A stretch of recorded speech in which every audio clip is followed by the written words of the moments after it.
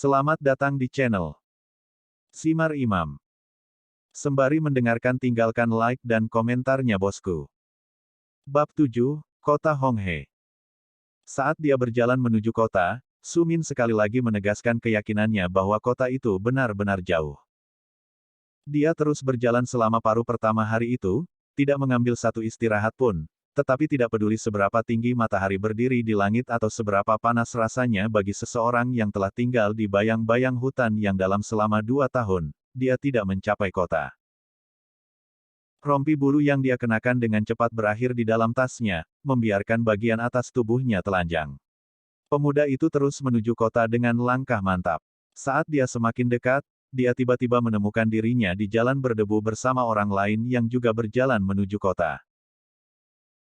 Awalnya seluruh tubuhnya kaku, namun, saat dia berjalan lebih jauh, Su Min menyadari bahwa orang-orang ini bahkan tidak memperhatikannya. Mayoritas dari mereka bergegas menuju kota seperti yang dia lakukan sendiri. Tanah tandus juga sedikit berubah saat dia semakin dekat. Tanah kering berubah menjadi ladang. Beras tumbuh dari beberapa dari mereka dan jagung dari yang lain. Ramuan obat dan biji-bijian juga terkadang terlihat. Ada banyak bidang tanah yang dikhususkan untuk menanam hasil bumi. Di ladang ini, manusia bekerja untuk menghilangkan gulma atau menyirami tanaman. Melihat orang-orang ini, Su Min bergegas maju. Kepalanya tetap menghadap ke tanah sementara dia melirik ke samping dan bertanya-tanya apa yang harus dilakukan ketika dia mencapai kota. Dia ingin menjual banyak ramuan obat yang telah dia kumpulkan, tetapi dia perlu berbicara untuk melakukannya, yang merupakan sesuatu yang tidak dia lakukan dalam 2 tahun. Memikirkannya saja membuat anak laki-laki itu sedikit bergidik. Sementara dia bertanya-tanya apa yang harus dilakukan, anak muda itu mengangkat kepalanya dan matanya melebar karena terkejut. Karena dia sudah semakin dekat dengan kota, Cakrawala bukan lagi hanya daratan sejauh mata memandang, yang sudah biasa dia lihat sekarang. Sesuatu yang biru menyebar di belakang kota. Itu adalah sesuatu yang mencengangkan bahwa Su Min ingat saudara perempuannya pernah bercerita kepadanya. Dengarkan baik-baik Min kecil. Jauh, bahkan lebih jauh dari ujung hutan, adalah laut biru raksasa. Ini mirip dengan danau di hutan, tetapi jauh lebih besar. Mata Suwu berkilauan saat dia dengan penuh kerinduan memikirkan pemandangan yang telah dia lihat bertahun-tahun sebelumnya. Bagaimana kamu tahu ini, Kak? Su Min bertanya dengan rasa ingin tahu, matanya besar dan naif, sesuatu yang sudah bertahun-tahun tidak terlihat di matanya. Ketika kami masih kecil, kami berlayar di laut itu dalam perjalanan ke sini. Suatu hari saya ingin kembali ke sisi lain dan menemukan keluarga kami sekali lagi. Aku tidak suka mereka, Su Min cemberut saat mendengar saudara perempuannya tercinta berbicara, aku hanya ingin menghabiskan hidupku bersamamu. Saya tidak membutuhkan orang lain selain Anda. Petik 2. Air mata mengalir di matanya saat anak laki-laki itu mengenang percakapan yang dia lakukan dengan saudara perempuannya bertahun-tahun yang lalu. Dengan usapan marah dari lengannya, dia menghapus air mata yang mengalir melalui matanya. Dengan mata merah dan tekad, Su Min mulai menambah kecepatan saat dia bergerak menuju kota. Dia siap untuk menemukan cara baginya untuk bekerja dan memperkuat tubuhnya pada saat yang sama. Tetapi sebelum itu, dia memutuskan bahwa ada tempat yang harus dia lihat terlebih dahulu. Dia harus melihat laut yang diimpikan adiknya. Tembok kota lebih tinggi dari apapun yang pernah dilihatnya sebelumnya. Dindingnya jauh lebih besar dari pohon terbesar yang pernah dilihatnya di dalam hutan, tapi tidak seperti sifat liar pohon-pohon itu, dinding yang terbuat dari batu bata hitam ini adalah karya nyata manusia. Di bagian atas tembok, terlihat penjaga. Mereka semua adalah prajurit, pemandangan yang mengejutkan Su Min. Di desa asalnya, seorang prajurit sejauh ini merupakan kekuatan yang harus diperhitungkan, namun di sini, bahkan sebelum memasuki kota, anak muda itu melihat lebih banyak prajurit di satu tempat daripada yang pernah dilihatnya sepanjang hidupnya hingga hari ini. Sekarang, dia adalah bagian dari arus manusia yang berjalan menuju gerbang kota. Kebanyakan orang di sekitarnya adalah orang biasa, orang yang memilih untuk mencari nafkah dengan cara selain menjadi ahli seni bela diri. Ada juga penjaga, tentara bayaran, dan tentara, mungkin salah satu dari orang-orang ini akan mengukir nama mereka dalam sejarah. Su Min sedikit gemetar saat dia melihat ke bawah ke tanah, karena dia harus mengintip di kedua sisi, terus-menerus waspada terhadap banyak orang di sekitarnya. Ketakutan terburuknya adalah seseorang dari kampung halamannya bercampur di dalam tubuh besar manusia yang mendorong jalan mereka menuju gerbang kota untuk masuk sesaat sebelum yang lain.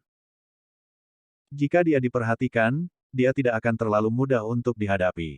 Basis kultivasinya bukan lagi seorang anak biasa yang baru saja menembus peringkat prajurit pelajar, sebaliknya, dia sekarang berada di puncak peringkat prajurit pelajar. Dia sekarang siap untuk masuk ke peringkat seorang praktisi sejati. Meskipun Sumin hanya tahu satu keterampilan seni bela diri, itu adalah keterampilan yang telah ia latih dengan sempurna.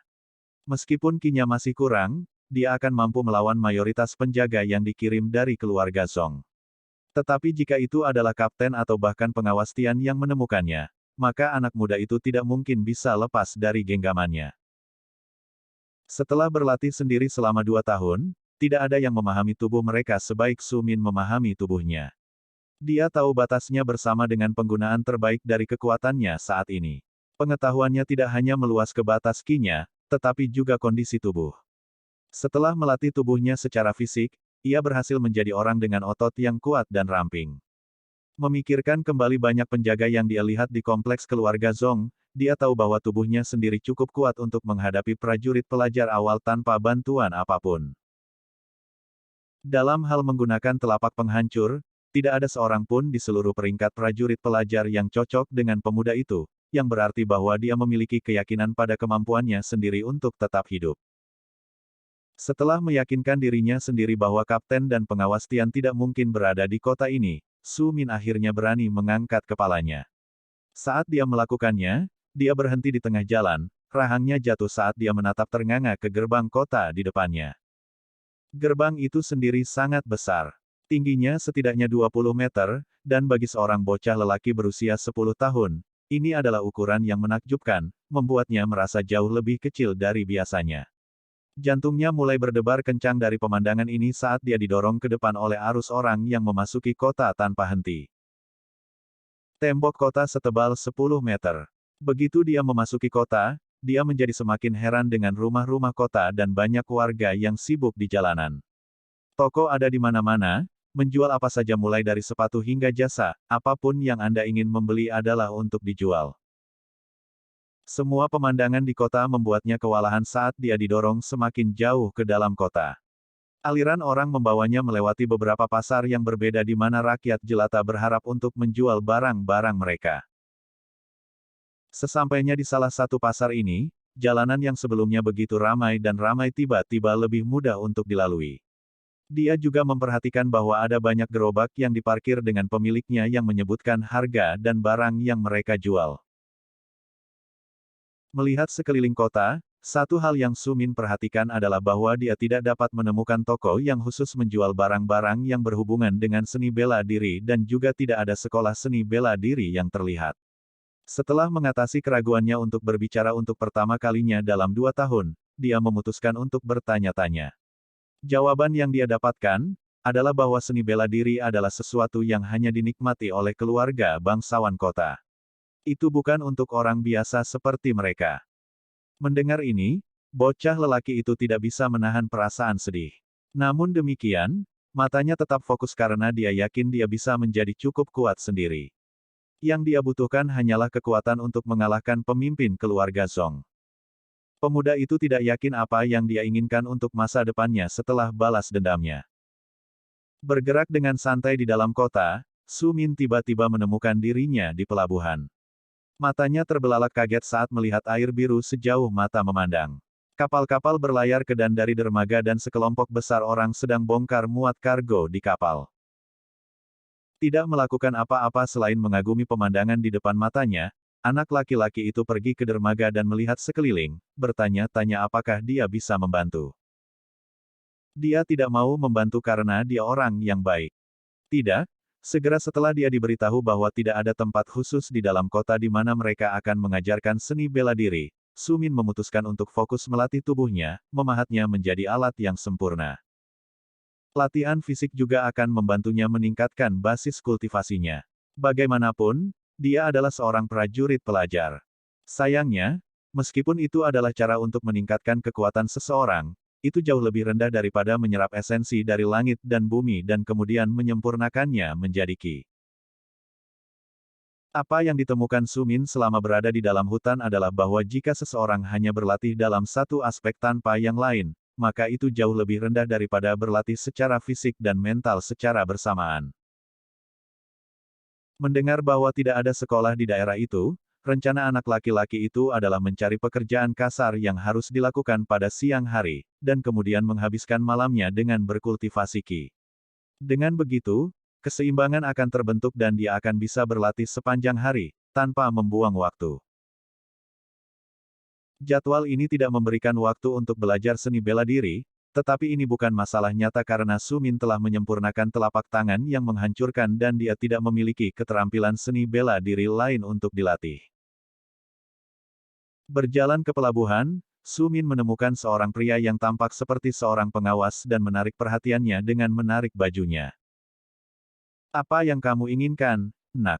Pria yang lebih tua bertanya dengan suara galak, "Apakah kamu tersesat dari ibu dan ayahmu? Di sini berbahaya, lebih baik kamu lari dan temukan beberapa orang baik untuk membantumu." Mendengar itu, Su Min tidak bisa menahan perasaan sedikit terhina, tetapi tidak ada emosi yang terlihat di wajahnya. Sekali lagi pemuda itu mengatasi rasa takutnya untuk berbicara dan suaranya yang serak terdengar, "Pak, saya sedang mencari pekerjaan. Apakah Anda membutuhkan lebih banyak tenaga kerja?" Petik 2. Mendengar anak laki-laki itu mengajukan pertanyaan seperti itu, pengawas itu menatapnya dengan tidak percaya sebelum tawa yang memekakkan telinga keluar dari bibirnya. "Oh nak, ini bukan lelucon. Anak-anak sepertimu tidak ada hubungannya di sini. Kami tidak membutuhkan orang untuk menyapu lantai, kami membutuhkan pria kuat yang dapat mengangkat peti ini dengan satu tangan. Anda pikir Anda bisa mengangkat peti ini dengan satu tangan? Saya ingin melihat Anda mencoba." Petik 2. Mendengar suara menantang yang diucapkan pria itu, sebuah harum terdengar dari anak muda itu sebelum dia pergi ke salah satu peti.